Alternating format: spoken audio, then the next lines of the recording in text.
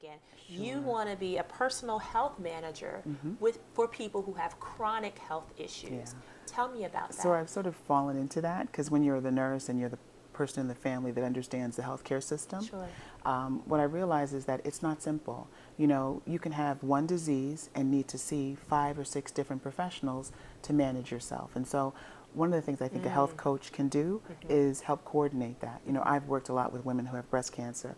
And so many women, when you get the diagnosis, there's so many different roads that you might be guided down depending upon what door you go in. Yeah. So, you know, depending upon the size, you might have to see a radiation oncologist, you might have to see a medical oncologist, you might have to see your primary care doctor, go back to your GYN, and it can get overwhelming. Sure. So I think a health coach, a chronic health coach, really can help give you the options, let you know what you're dealing with, and then help guide you to bring yourself back to optimal health. And that's going to be the I'm sorry, I'm just thinking as you're saying, a chronic health coach. I've never heard that terminology. Is it something new, something you just coined right now? I just coined right now.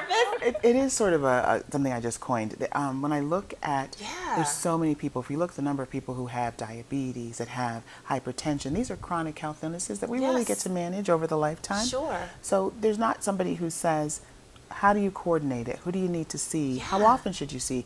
I know sometimes people get a diagnosis and then they just sort of check out like, well, I have diabetes, that's it, I can't live well. I have cancer, I don't want to. Correct. And what we realize is that if you live and manage some of these things well, you can live wonderfully. Yeah. You know, not having episodes, not having, not exposing yourself to the things that make your disease worse, cause you to have amputations and all kinds of challenges, but certainly can live well and be here to do what you're here and designed to do.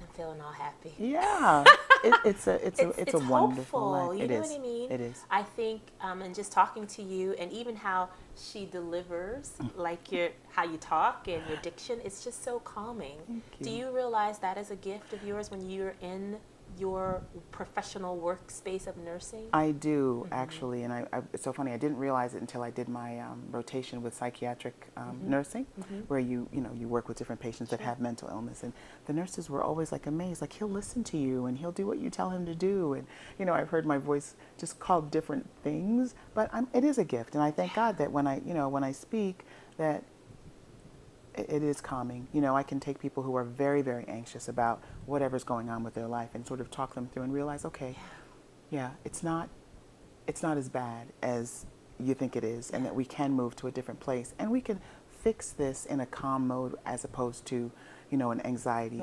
wild sort of not intentional mode.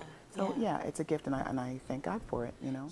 What would you say to someone who may be dealing with a chronic illness as far as persevering and making the decision to keep going?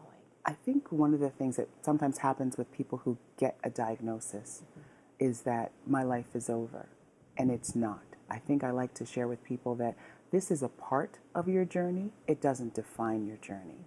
And there are a lot of people who get the diagnosis and then just die, and they just wait to put their body in the casket. But it's not that. I think I've heard from so many patients, cancer was a blessing to me because it wasn't until I got the diagnosis of cancer that I realized I have a life that's finite and I have to live it.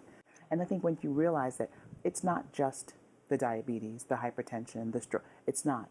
You are a dynamic person with a purpose that has something to bring to this world through this. Yeah. Living life on purpose today, I think, means that I realize that I'm an important creation with a purpose that has something to bring to the world. And I need to do it every day. Every day. That's it, y'all. Well said. Thank you so much.